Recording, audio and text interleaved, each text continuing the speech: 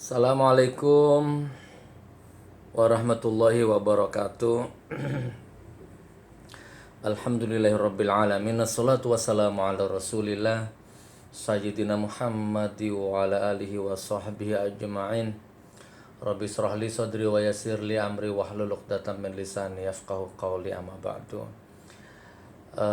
Ketemu lagi saudaraku, semoga senantiasa dirimu semakin diberkahkan umur, diberkahkan rezeki, semakin diberkahkan ilmu, diberkahkan rumah tanggamu, kabeh muga-muga wong tuamu, dulurmu, anakmu, pekerjaanmu mudah-mudahan senantiasa diridhoi sama Allah. Amin ya rabbal alamin.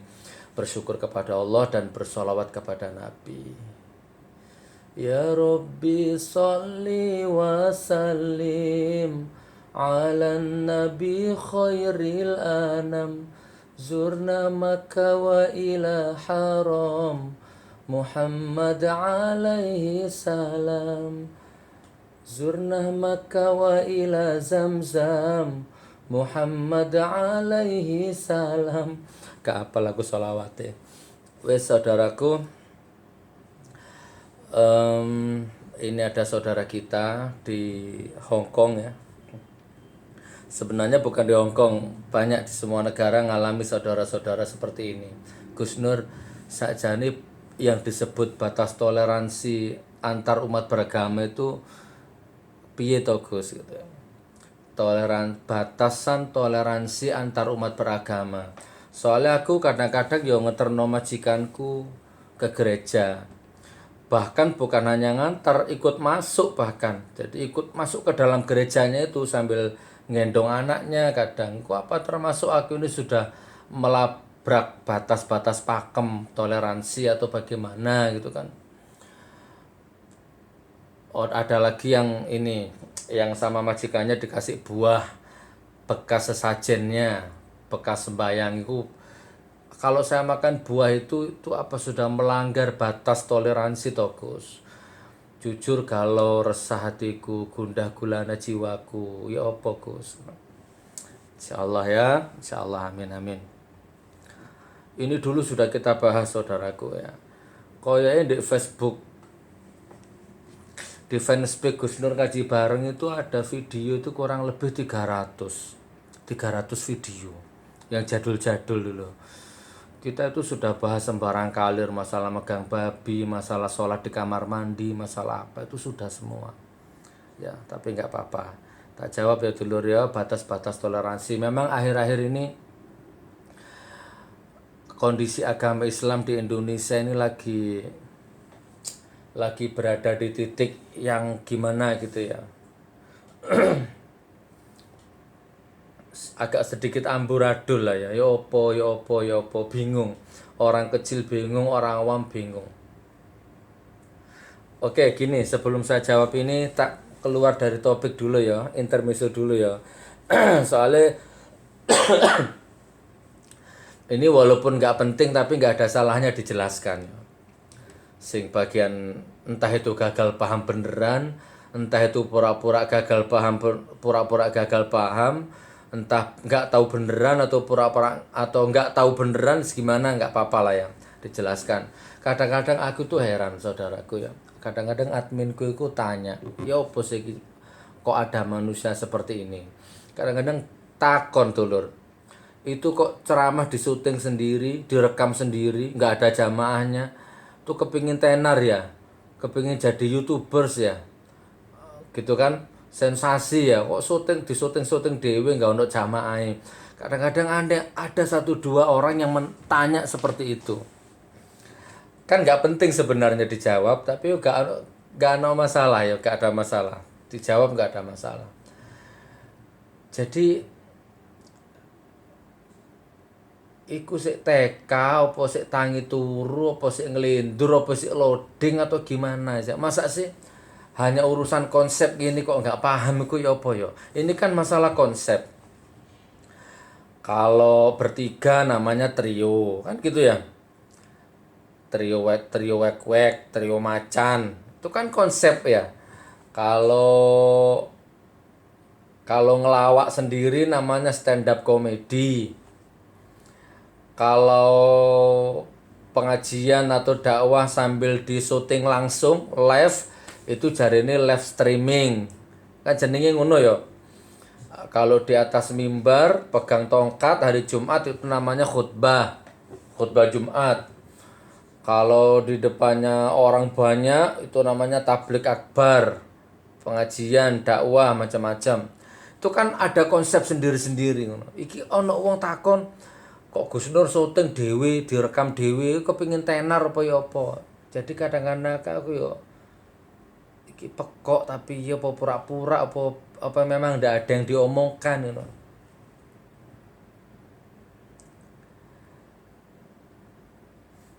Iki jenenge konsep rek. Ya iki di syuting, bareng ngono diunggah di Fanspeak ngaji bareng. Diunggah di YouTube. Di Fanspeak ngaji bareng itu yang mengikuti atau yang berlangganan itu 60.000 orang sekian. Kalau di YouTube itu 4.000 sekian itu yang subscribe. Yang di luar itu dulu pernah sampai 20.000 orang diblokir. Jadi ini namanya konsep, jenenge konsep dunia maya ngono lho ya. Duduk di syuting dhewe, duduk kepingin tenar, duduk kepingin ya tenar iku efek gak masalah ya. Perasaku ya, aku durung tenar ta. Aku durung tenar ta aku iki. Ya gak masalah tenar gak tenar sakarepe ya. Kalau kamu nggak suka, nggak ikhlas aku jadi seperti ini, protes sama Gusti Allah. Ojo protes nang aku. Ya walaupun nggak tenar-tenar internasional ya lumayan lah, banyak dulur ya lumayan, alhamdulillah. Kalau dari Palu ke Surabaya itu sudah alhamdulillah. Mulai dari pintu masuk bandara, penjaga pintu pertama, Assalamualaikum Gus, mau kemana? Kajian di mana? Alhamdulillah. Sampai masuk ke X-ray, tuh, sing barang iku, sinar iku, alhamdulillah Ustaz, lek wong Palu lek ngomong ustaz iku ustaz. So, Assalamualaikum Ustaz, mau kemana Ustaz?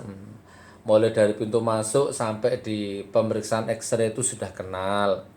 So, HP raping barang itu kenal, alhamdulillah sampai check in.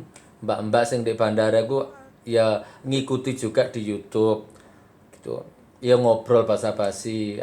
Gus, kursi yang agak depan sudah habis, ini ada belakang dekat lorong. Ini enggak apa-apa Mbak. Sampai pemeriksaan terakhir KTP itu alhamdulillah kenal, sampai nunggu lama, enggak masuk ke ruang tunggu dulu, masuk ke kantin di lantai 2 di Bandara Palu. Pegawai kantinnya juga ngikuti Gus Nur ngaji bareng. Sampai mendarat di bandara, kadang-kadang yo pramugarinya, kadang-kadang yo Gus Nur ngaji bareng. Ya asik lah banyak saudara. Wallahualam nggak kepingin tenar. Sampai kadang-kadang di pesawat juga gitu. Lek gak nggawe kaos, kalau pakai kopiah, kepakai peci itu mesti sudah di dalam pesawat itu. Lu mau kemana Gus? Wes sing jaluk foto, sing ngobrol jadi malerisi. Kadang-kadang lek numpak pesawat itu makanya mending pakai kacamata hitam, pakai kaos, gak usah pecian ngono malah bebas. Turun di bandara Surabaya ya ngono. Sopir bis sampai sopir taksi ini. Bukan tenar tapi banyak dulur, banyak saudara. Masya Allah. Wis 8 menit ya. Oke. Jadi ini konsep ya. Monggo cok nemen-nemen lah yo. Masya Allah, zaman ya ini kok ngono-ngono sih ditakokno. Gini dulur ya, masalah batas toleransi ini ya saudara kita nanya. Aku masuk ke gereja Gus, kadang ngantar majikan, kadang makan buah bekas sholat. Apa aku sudah termasuk melanggar batas toleransi? Gini saudaraku, kalau dikembalikan ke standar ya, kalau dikembalikan ke standar toleransi dalam beragama itu ya opo sih gitu ya. Secara orang awam ataupun secara orang yang berilmu, kalau dikembalikan ke secara pakem, itu batas-batas toleransi itu asbabun nuzulnya itu gini saudaraku. Ketika Islam berkembang dalam masa perkembangan yang bagus waktu itu, terus para petinggi kaum Quraisy ya, kafir-kafir Quraisy itu mendatangi pamannya Nabi Muhammad namanya Abu Thalib. mendatangi pamannya Nabi Muhammad namanya Abu Thalib. Kalau bahasa dialektikanya gini, Rek. Hei Abu Thalib. Ini petinggi-petinggi Quraisy ya. Hei Abu Thalib, sampaikan ke Muhammad. Ya, sampaikan ke Muhammad. Berhentilah menyebarkan agama Islam. Berhentilah berdakwah. Ya. Nanti akan aku kasih harta, tahta, wanita, apapun yang diminta Muhammad nanti aku serahkan. Wis toh, kita penuhi Muhammad. Bila perlu kita angkat menjadi pejabat. Kita lantik menjadi pejabat. Kita buat Muhammad itu orang yang terpandang. Pokoknya apapun permintaan syarat dari Muhammad kita kabulkan. Harta, tahta, emas, permata, istana, wanita, semua. Gitu ya. Ceritanya ngono, Rek. Terus oke, sama pamannya, sama paman Abu Thalib tadi disampaikan ke Muhammad. Wahai keponakanku, wahai Muhammad, aku didatangi para petinggi-petinggi Quraisy, ya, kaum-kaum kafir Quraisy. Katanya kamu nggak usah menyebarkan agama Islam. Nanti kamu minta apa saja dikasih. Harta, tahta, wanita, kerajaan, jabatan, macam-macam kamu dikasih. Nah, mendengar ini, tawaran ini, Rasulullah Nabi Muhammad SAW menjawab, hei paman, sampaikan kepada mereka, jangankan harta, tahta, wanita, kerajaan, atau apapun saja isinya dunia ini, bila perlu seandainya matahari dan bulan diletakkan di tanganku sekalipun, aku tidak akan bisa menghentikan dakwah ini. Ini bukan soal harta, tahta, wanita. Ini Allah, ini wahyu, ini perintah Allah. Aku tidak bisa menghentikan dakwah agama Islam ini. Nah, mendengar jawaban ini, diam-diam dalam hati paman beliau Abu Thalib itu kagum gitu loh, takjub, subhanallah, luar biasa. Oke ya. Terus disampaikan sama Abu Thalib ke orang-orang Quraisy tadi, hei orang-orang Quraisy, ini bahasa sederhananya gitu, bahasa sederhananya, hei orang-orang Quraisy, pesanmu sudah aku sampaikan kepada Muhammad. Katanya Muhammad, jangankan tahta, wanita, harta, dunia, kuwabelah semua kekayaan.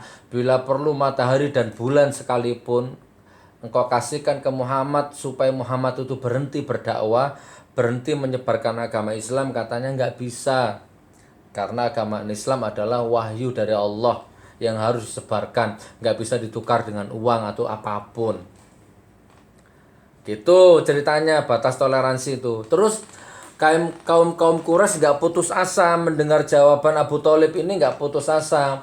Nah, terus kaum Quraisy itu akhirnya bilang begini, mendatangi langsung ke Muhammad akhirnya. Nggak sabar kan? Wis gak usah lewat pamane, wis langsung tekan Nyai. Langsung didatangi. Menawarkan toleransi. Bahasa sederhananya begini, misalkan, ini dialektikanya. Ini seandainya Jawa Timuran yo. Hei Muhammad. Ya wis gak apa-apa wis sebarno agama Islam. Ya sudah gak apa-apa sebarkan agama Islam. Tapi bagaimana kalau sekarang kita toleransi dalam beragama supaya kita gak pecah, supaya bersatu. Jadi bagaimana? Ya, 1 tahun kamu nyembah berhala, 1 tahun kamu sholat, kamu sembahyang, kamu ibadah sesuai caraku. Nanti 1 tahun aku juga akan ikut menyembah Tuhanmu, Allahmu. 1 tahun aku akan masuk masjid, 1 tahun aku akan sholat, 1 tahun aku akan nyungsep, 1 tahun aku akan baca Quran, 1 tahun aku akan ngikuti ibadahmu. Tapi kamu juga 1 tahun ikuti ibadahku. Itu namanya toleransi. Bagaimana Muhammad? Paham, Rek? Nah, ketika mendengar tawaran Quraisy itu seperti itu, Rasulullah diam. Nah, maka turunlah wahyu, turunlah Al-Qur'an surat Al-Kafirun. Qul ya ayyuhal kafirun la a'budu ma ta'budun wa la antum 'abiduna ma a'bud wa la ana 'abidum ma 'abadtum wa la antum 'abiduna ma a'bud lakum dinukum waliyadin. Turunlah ayat itu. Diwaca engko. Ya juz sama, mosok gak apal. Cek. Nah, tak dudono kok galano surat Al-Kafirun.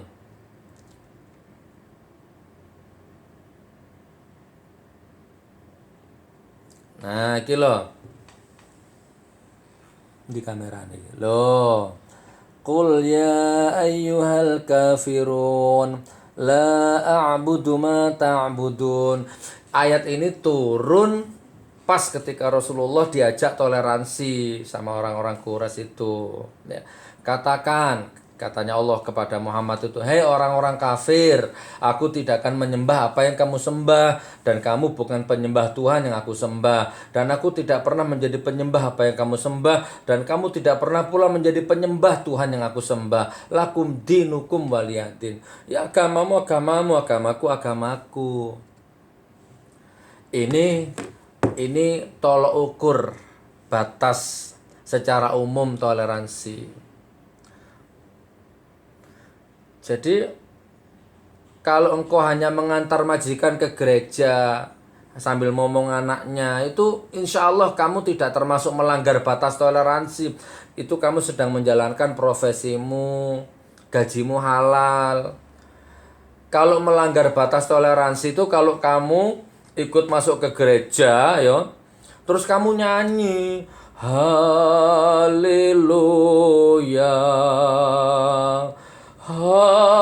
haleluya, baru rek.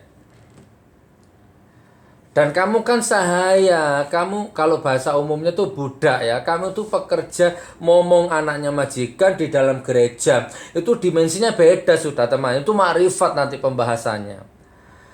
Kalau engkau di dalam gereja sambil gendong bayinya majikan terus kamu zikir sholli wa sallim daiman ala ahmada la ilaha illallah astaghfirullah.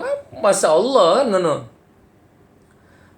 Gitu loh teman, ya pakai logika, ada syariat, ada tarekat, ada hakikat. Tergantung makommu. Kalau kok bekerja kok, yang penting hatimu yang paling dalam itu ngapain di situ.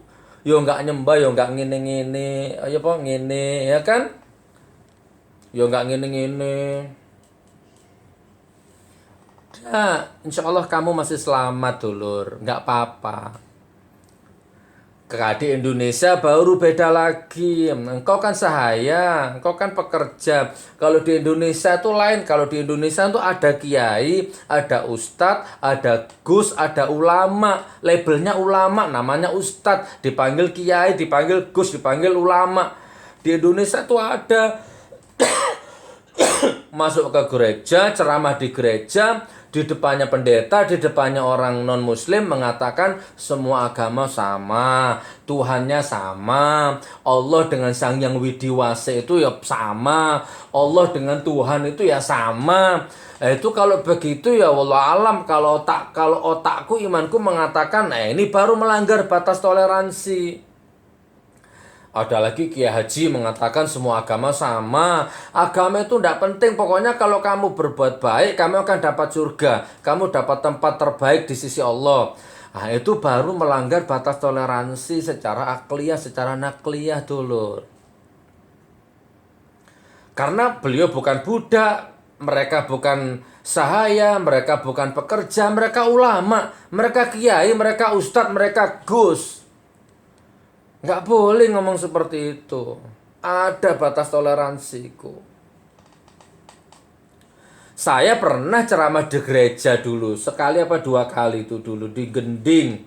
Nah, assalamualaikum Gending Probolinggo ya. Pak Gatot waktu itu Pak Lurahnya itu. Saya pernah ceramah di rumah. Acara peresmian rumah di gereja juga pernah.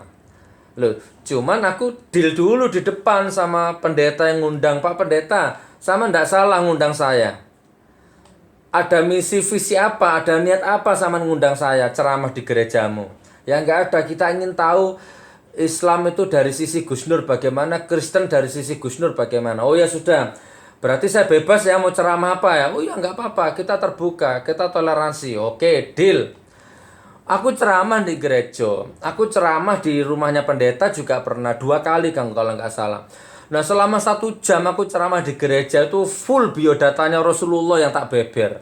Aku nggak nyentuh Trinitas, aku nggak nyentuh Nabi Isa, nggak nyentuh Yesus, enggak. Full Nabi Muhammad mulai dari lahir sampai wafat. Sing tak kupas tuntas. Gitu saudaraku 20 menit ya. Wis ya. Jadi batas toleransinya seperti itu. Nah sekarang di Indonesia rancu saudaraku. Allah. Orang Islam ndak boleh masuk ke gereja pakai bajunya pendeta. Walaupun itu Ustadz Gus misalkan pakai bajunya pastor masuk ke gereja misalkan. Ndak boleh. Gitu kan. Kecuali makomnya makom wallahu alam lah. Nggak ngerti lah ya. Cuman kan kita harus menjaga persatuan umat yang di bawah kan gitu kan. Nah sebaliknya juga gitu, ndak boleh orang Kristen, ndak boleh. Apalagi orang Kristen itu tarafnya bukan jemaat, tapi sudah levelnya level pendeta, kaya raya Kristen, terus masuk ke pesantren, masuk ke masjid, pakai peci, pakai sorban, khutbah, mau ceramah tentang apa itu sebenarnya sudah nggak boleh. Bukan seperti itu batas toleransi kok. Terus disambut mahalul qiyam, ya Nabi salam alaika.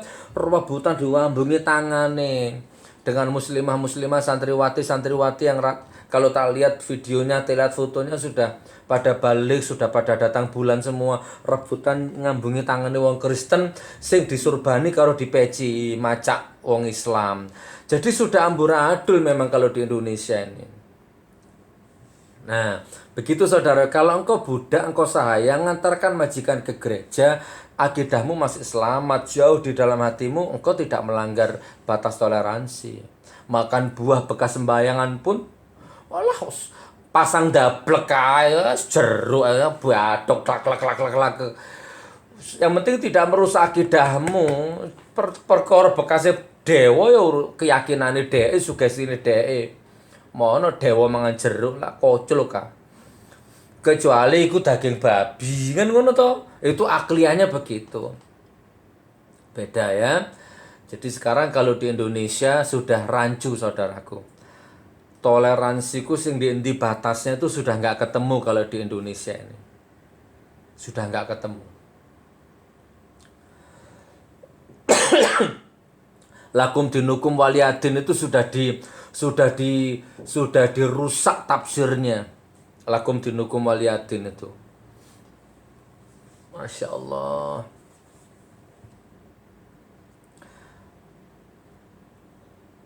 Jadi ada orang yang non muslim yang sholat di dalam masjid, sholat di gereja yang pakai sajadah, ya persis sholatnya orang Islam. Persis sholatnya orang Islam. Imamnya perempuan. Jadi sudah melanggar tidak karu-karuan sudah saudaraku. Ya Allah. Wes ya, jadi ini akhir zaman ya. Ada kiai, ada ustadz, ada gus, ada ulama, ada profesor, doktor yang kadang-kadang semakin tinggi gelarnya justru semakin menukik cara menafsir ayat dan hadisnya. Semakin nggak masuk logika. Logika Islam kafah yang sunnah wal jamaah itu yang koyo emos udah nggak bisa dibedakan saudaraku. Ini musang, ini domba, ini musang domba, iki piye nggak bisa dibedakan. Pun 24 menit ya, di loading, dikembangkan, yang bisa dicerna, yang tidak bisa ojo sampai bundel di pikiranmu dari virus. Kalau mampu dicerna, kalau nggak mampu ya sudah dibuang gitu aja. Ya gitu loh teman ya, biar nggak busuk di dalam pikiranmu jadi virus, nanti kamu gagal paham, bully, caci maki, fitnah gitu ya. Yang penting sing penting hatimu bersih rek. Hatimu bersih sesuai takdirmu, sesuai makommu. Insya Allah Allah akan menjaga akidahmu. Allah akan menjaga, menunjukkan batas toleransi itu yang benar itu bagaimana. Sebenarnya nggak sulit, bahkan teramat mudah. Ya, Cuman akhirnya menjadi sulit, menjadi rumit karena sudah hatimu tidak bersih, pikiranmu tidak bersih. Terkontaminasi duit, terkontaminasi debu-debu politik, terkontaminasi harta-harta, uang-uang yang subhat, uang-uang haram. Sehingga pikiranmu dan hatimu sudah seolah-olah tidak dijaga lagi sama Allah, sehingga beragama seenak-enakmu sendiri. Toleransimu itu sudah seenak-enakmu sendiri. Gitu saudaraku ya. Allahumma sholli ala Muhammad, Allahumma sholli ala Muhammad, Allahumma sholli ala Muhammad. Wabillahi taufiq wal hidayah. Wassalamualaikum warahmatullahi wabarakatuh.